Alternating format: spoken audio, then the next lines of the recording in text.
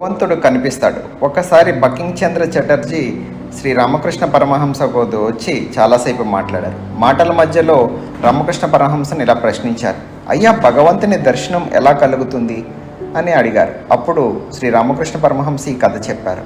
ఒకసారి ఒక శిష్యుడు తన గురువును, స్వామి, భగవంతుణ్ణి నేను ఎలా చూడగలను చెప్పండి అని ప్రశ్నించాడు. నాయన, నాతో రా, చెబుతానని ఆ శిష్యుడిని ఒక చెరువు దగ్గరికి తీసుకువెళ్ళాడు. చెరువులో వాళ్ళిద్దరూ స్నానానికి దిగారు. శిష్యుడు నీళ్లలో మునగగానే గురువుగారు అకస్మాత్తుగా శిష్యుడి తలను నీళ్లలో అదిమిపెట్టి కొన్ని క్షణాలు అయిన తర్వాత అది వదిలిపెట్టాడు.